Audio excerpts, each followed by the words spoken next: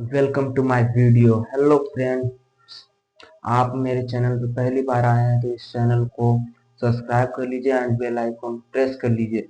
आज हम लोग पढ़ने वाले हैं, आप सभी को पता नहीं है तो हम बता देते हैं। 1947 के बाद 1947 के स्वतंत्रता के बाद भारत के में क्या हुआ, भारत में क्या हुआ, आज हम ये जानने वाले हैं। चलिए बढ़ते हैं हम इस वीडियो के आगे। इससे पहले इस चैनल पहली बार आए हैं तो इस चैनल को लाइक कर लीजिए एंड बेल आइकन को प्रेस कर लीजिए। चल अब हम लोग पढ़ने वाले हैं 1947 स्वतंत्रता के भारत स्वतंत्रता के समय भारत में 4 प्रकार की थी। ब्रिटिश, आप लोग को तो पता ही होगा, ब्रिटिश प्रथा, पुर्तगाली प्रथा, फ्रांसीसी प्रथा, और आप लोग में फोर्थ को आप लोग कमेंट में बताइए। चलिए ठीक है। देसी फोर्थ है देसी रियासतें। चलिए हम लोग अब देखते हैं डैशबोर्ड पे। भारतीय स्वतंत्रता अधिनियम 1947 ईस्वी 2 स्वतंत्र देश और 2 डोमिनियन भारतीय और पाकिस्तान का निर्माण किया और देशी रियासतों का 3 विकल्प दिया। ज्वाइन इन इंडिया मतलब देशी रियासतों को 3 ऑप्शन दिया गया, या तो वो भारत में शामिल हो जाए, या तो वो भारत में शामिल हो जाए, ज्वाइन इन पाकिस्तान, अथवा स्वतंत्र वो बने रहे। चाहे तो वो अपना ही राज्य बना सकते हैं या अपना ही देश बना सकते वो, मतलब उन्हें स्वतंत्र भी रहने का आदेश है। थोड़ा सा विलम्ब हो गया, चलिए हम लोग आगे बढ़ते हैं। सभी देशी रियासतें में अधिकांश देशी रियासतें भारत शामिल हो गई और बची हुई देशी रियासतें ने भारत के शामिल होने में मना कर दिया, मतलब नहीं माना कि हम भारत में शामिल नहीं होंगे, हम अपना देश खुद बनाएंगे। हैदराबाद चुनाव और कश्मीर, हालांकि समय के साथ ही ये तीनों भारत में शामिल हो गए। हैदराबाद, चुनागढ़ और कश्मीर, ये तीनों ही फिर भारत में शामिल हो गए। आप तो कश्मीर के जानते हैं, कश्मीर के ऊपर पाकिस्तान ने अटैक कर दिया था, तो भारत से मदद मांगा था, तो भारत ने एक एग्रीमेंट किया कि अगर आपको हमारी मदद चाहिए तो आपको कश्मीर को भारत में लाना होगा, भारत को बनाना होगा कश्मीर। तो कहा कि चलो ठीक है, हम एग्रीमेंट पे साइन कर देते हैं। और हैदराबाद चुनागढ़ भी भारत में ही शामिल हो गए। संग्रह के द्वारा और कश्मीर विकल्प पर हस्ताक्षर कर दिया। 1947 का भारत बना, मतलब कश्मीर, चुनागढ़, हैदराबाद, ये तीनों मिले मतलब भारत में, तो एक भारत, स्वतंत्र भारत बना। 1947 का बना भारत, मतलब 1947 के बाद जो चलता आया यही भारत का पूरा थी है, भारत ऐसे ही बना था।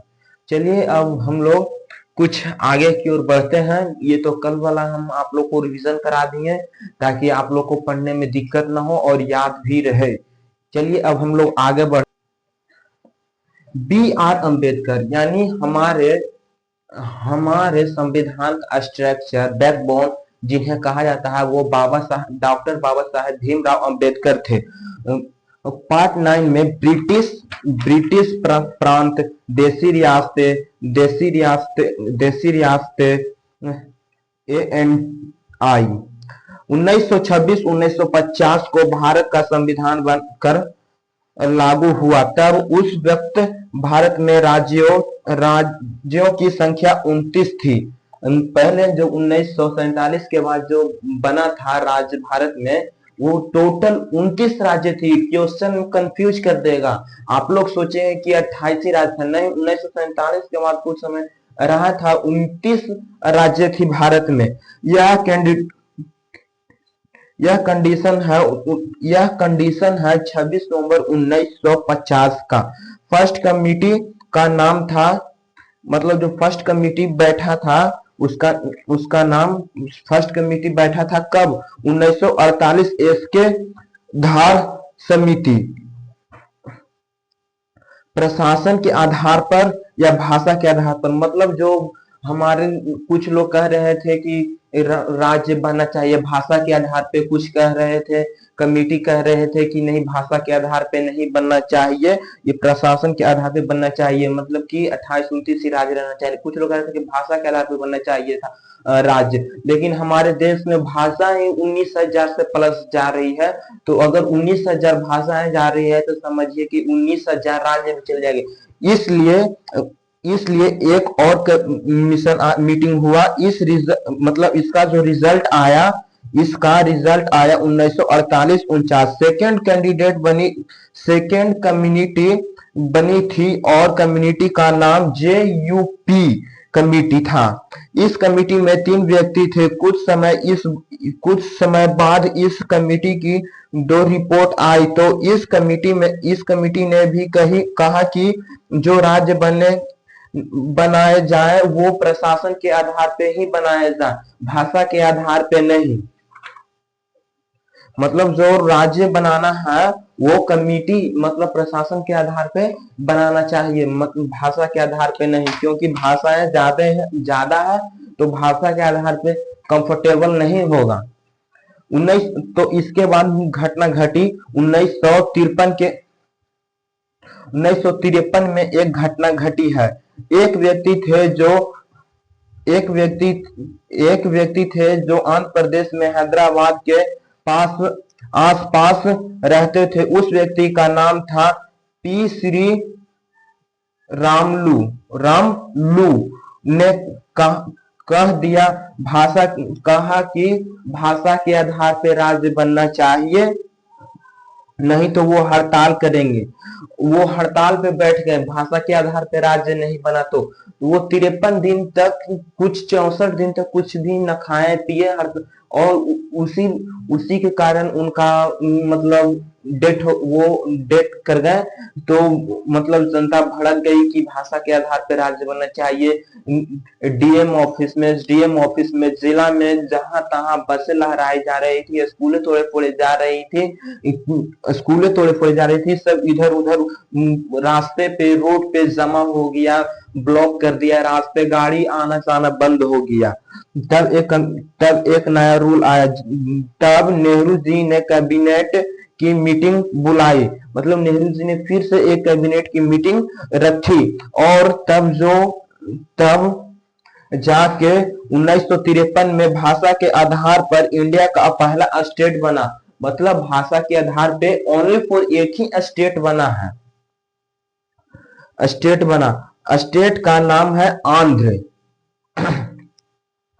आंध्र प्रदेश। ये भाषा के आधार पे स्टेट बना, और किस भाषा के आधार पे बना, किस भाषा के आधार पे बना, मतलब क्वेश्चन आएगा कि भाषा के आधार पे कौन सा राज्य बना, तो आप लोग तो बता दीजिएगा हैदराबाद। मगर उनका जो भाषाएं थे वो क्या थी? वो भाषाएं थी तेलुगु। किस राज्य से निकलकर बना, मतलब किस राज्य से निकलकर बना था वो? आंध्र प्रदेश बना। हम मद्रास से निकलकर बना आंध्र प्रदेश। सभी भाषाओं के लोग अपने अपने भाषा के आधार पर राज्य बनाने के लिए कहने लगे। मतलब अब सभी भाषाएं के लोग थे, तेलुगु, तमिल, कन्नड़, हिंदी, इंग्लिश, उर्दू, फ्रांसी, मतलब ये सब भी नहीं तो और भी बहुत सारा, बंगाल, ये सब का लैंग्वेज होते हैं, ज्यादा हमको लैंग्वेज याद नहीं है। ये सब भी कहने लगे कि अब भाषा के आधार पे हमारा भी राज्य बनना चाहिए, तो फिर से एक मीटिंग का आयोजन किया गया। आगे चलते हैं। सरकार एक नई कैबिनेट मिशन बनाई है। इस कैबिनेट मिशन का नाम था राज्य पुनर्गठन आयोग। इसके जो अध्यक्ष थे फजल अलीम, एम पनिकार, HN कुलकोर। अब ये बताएंगे कि राज्य और राजभाषा के आधार पर बनना चाहिए कि नहीं। मतलब ये तीनों जो है हमारे राज्य पुनर्गठन आयोग, ये तीनों ही बताए कि भाषा के आधार पर राज्य बनना चाहिए कि नहीं। तो अब आगे देखते हैं। अब जो रिपोर्ट आती है तो यह आती है, इसमें कहा कि भाषा के आधार पे राज्य बना दो, लेकिन एक एक कंडीशन है, एक भाषा और राज्य में मत रहना। इन लोगों यह कहा 2, 4, 5, 10 भाषाओं को मिलाकर एक राज्य बना दो। मतलब 19,000 भाषाएं थे, तो 10, 5 या 15, 20, 25 को मिलाकर एक भाषा को एक राज्य बना दिया जाए। एक राज्य बना जाए मतलब तोड़ तोड़ कर भाषा को एक राज्य बना दिया जाए। तो इसी तरह से एक राज्य का निर्माण होने लगा। यानी हमारे टोटल राज्य 29 थे। चलिए अब हम लोग मिलते हैं नेक्स्ट वीडियो में। अगर ये वीडियो आपको अच्छा लगा हो तो इस वीडियो को लाइक कर दीजिए और चैनल को सब्सक्राइब कर दीजिए। चलिए हम लोग मिलते हैं नेक्स्ट वीडियो में। जय हिंद फॉर यू।